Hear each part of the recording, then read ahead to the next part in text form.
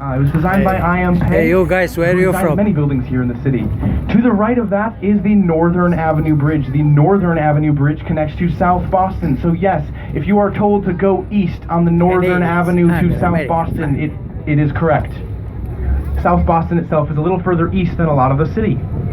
That bridge marks the entrance to Fort Point Channel. Fort Point Channel is where Griffin's Wharf is located. Griffin's Wharf is the site of what is known as the Boston Tea Party. It was known then as the Tea Action. A group of patriots boarded 3 merchant vessels, the Eleanor, the Dartmouth, and the Beaver, and then they destroyed, by throwing over the sides, 92,616 pounds of British tea, which is just a lot of weight to carry up a stairway, if you ask me, to begin with. So it's kind of impressive that they even pulled it off. They were crying, "No taxation without representation," in protest against taxes that were levied on the colonies that were seen as unfair because the British government did not ask the colonies for permission, essentially.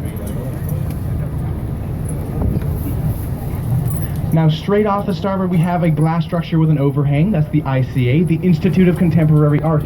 It's the second most visited museum in the city of Boston and is free and open to the public on Thursdays from 5 p.m. to 9 p.m. There's a brown structure here. This was once called Anthony's Pier 4 Restaurant. Now, you'll learn very soon that many names here in Boston are pretty obvious.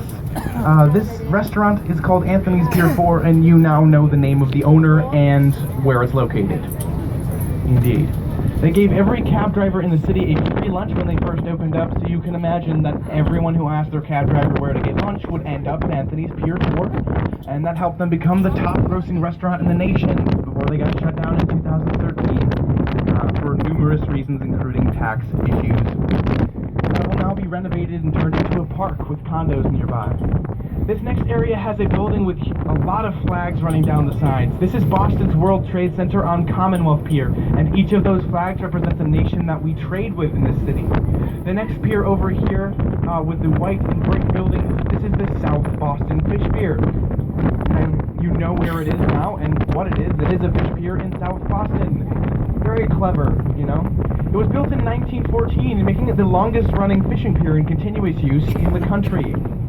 These vessels go all the way out to George's Bank, 150 miles off the coast, and they fish there, the richest fishing ground in the country. They bring the fish back here to be processed and then shipped throughout the city and throughout the country. It's been a major part of Boston's economy since day one, and if you look straight off the starboard now, you can see a large metal codfish sculpture in front of the Legal Seafood Quality Control Center. That sculpture is the codfish, a major symbol of the economy in Boston. It has a frosted globe eyeball, making it a functional piece of 60-foot long metal art. The frosted globe eye lights up with an enormous spectrum of colors at night to indicate wind speed. Over in the rest of this area of South Boston, you can see some towers with slanted metal caps. Those are ventilation shafts that Williams Harbor off of our starboard side. Also in South Boston, beyond those towers and beyond the sculpture there, is a very long white building. That white building was an army warehouse. It was built in 1910 at what was once the army base, most of this area, and that building, when it was built, was the longest building in the world, and it held that record all the way until later in 1910. Over here we've got an oil barge being pushed by a pilot vessel. That is the situation we are witnessing here right now. These barges go out to the outer harbor to fill up with oil and then bring it into the city because the large tankers are too big to cross over the Ted Williams Tunnel. Over on the other side of this oil barge is Boston Logan International Airport. And you can see a very long rock retaining wall coming into view.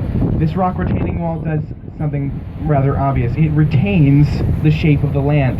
Because Boston Logan International Airport is built on 2,400 acres of man-made land. Man-made land, yes. That's a big theme on this tour, and we got started in a little peculiar way, so I haven't quite introduced the idea of this, but 75% of this city is built on man-made land. Most of East Boston, which is what we are looking at over the starboard side now, is built on man-made land. Boston Logan being a huge part of that. Boston Logan is the 18th busiest airport in the country, with a plane taking off or landing on average every minute, employing over 16,000 people and making about $7 billion worth of revenue.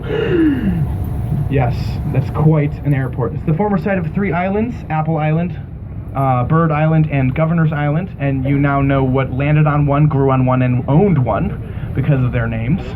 Apple Island is where a man named John Chapman departed and traveling across the Midwest, planting apple seeds along the way, and we know him today in the legend of Johnny Appleseed. Johnny Appleseed is from Leominster, Massachusetts, so perhaps he was sick of lemons or something and planted apples instead. Over here on the starboard side, we have an area where once stood a building called Old Immigration Hall. It was the second busiest point for immigration in the country, and during the 1840s, a lot of Irish immigrants were coming through here. They would go through Old Immigration Hall, down Marginal Street, and descend the Golden Stairs.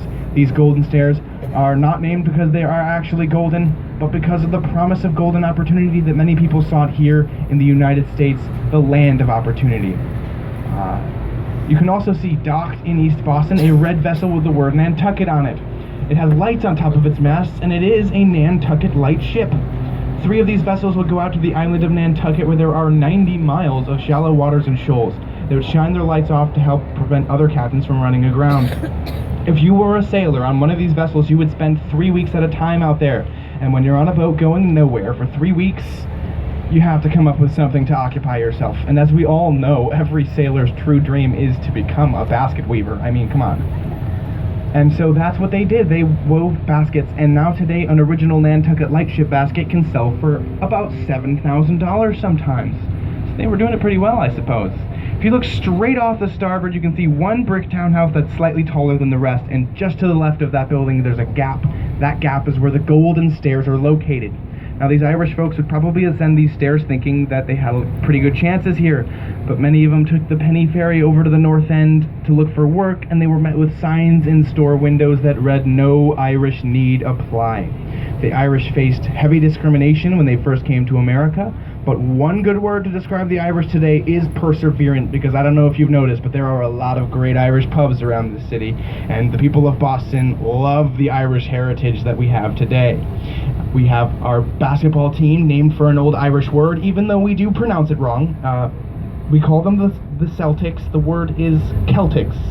It's the name of old Irish warriors from back in the ancient days. If you look over the starboard, you can see a park on a pier. Can anyone guess what we call it? Piers Park. You guys are geniuses. Also, we have a pier here that has train tracks running down the middle, but otherwise looks completely useless. It is pretty much completely useless, but it reminds us of the days when it was in heavy use, when Boston was a bustling seaport for trade and shipbuilding, and it wouldn't be uncommon at all to see hundreds of ships coming and going every day to unload and offload cargo very quickly onto the trains that ran down those train tracks.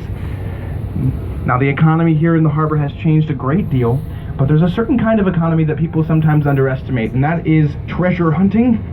And this vessel we see here off the starboard side with the blue hull, docked at this other useless pier for the most part, is a treasure hunting ship called the Sea Hunter, visiting us from Maine. Now, you might think, well, is there really much to be gained in treasure hunting? Well, apparently there is. Off the Cape of Cape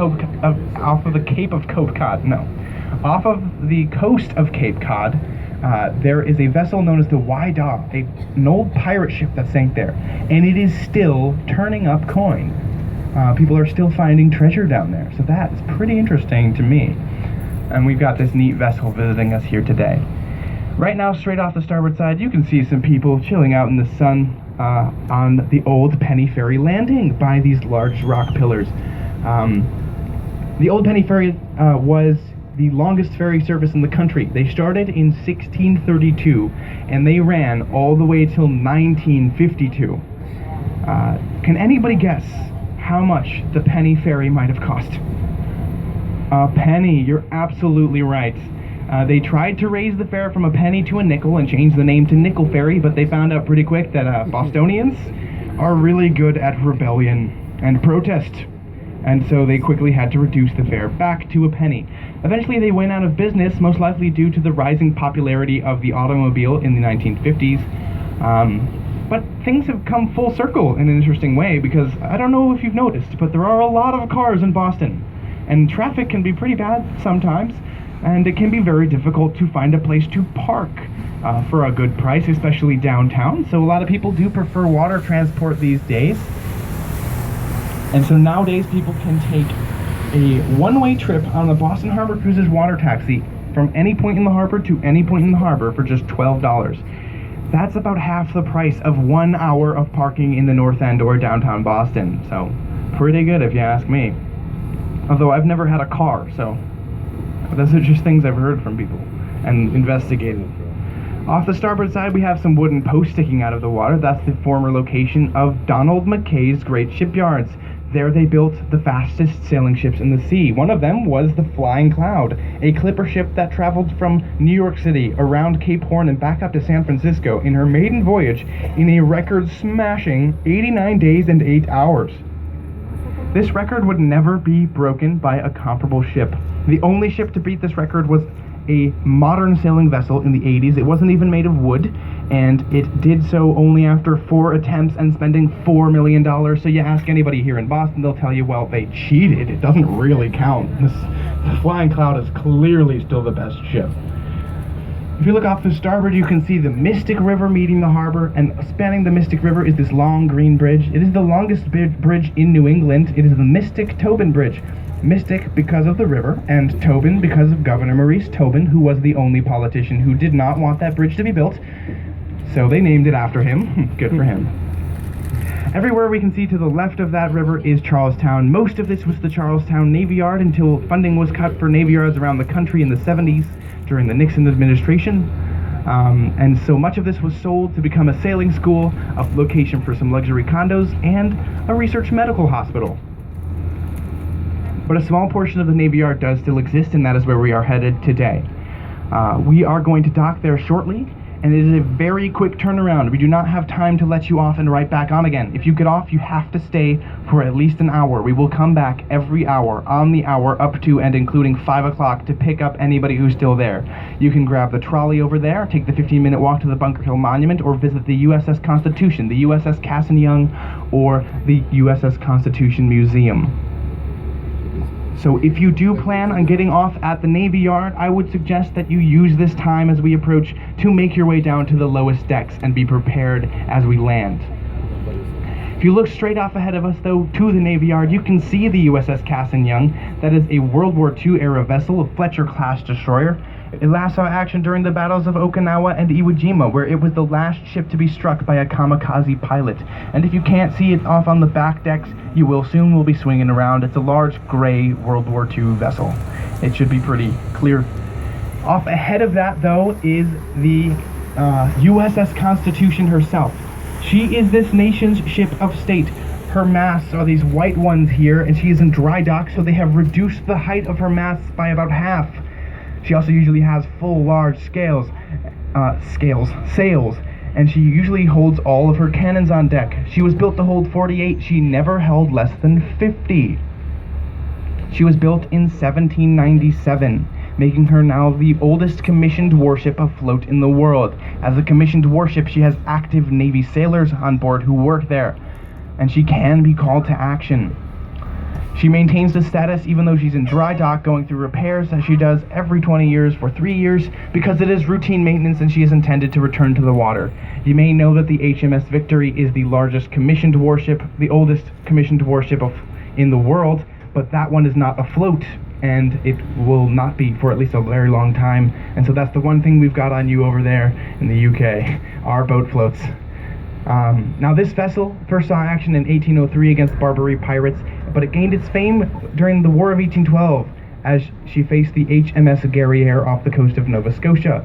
When the Guerriere opened fire on the Constitution, they saw their cannonballs bounce harmlessly off the sides of the Constitution, and so somebody shouted, "Huzzah! Her sides are made of iron," to which they say that the captain coolly replied, "Aye, old iron sides," which is her nickname to this day. She is not in fact made of iron, she is made of 22 inches of Georgia live oak, so just good solid wood. Now she defeated the Guerriere in 35 minutes, she faced 33 battles in her lifetime, and she only lost, 0 of those battles, making her today Boston's only undefeated team right now. We do hope our Celtics are as perseverant as the first Irish who are coming in. Now at this time we are approaching the docks at the Navy Yard, and so please do be careful on the stairways. Hold on to those hand railings. Sometimes we do bump it a little bit. Anyone planning on getting off at this time should make their way down to the lowest decks right away.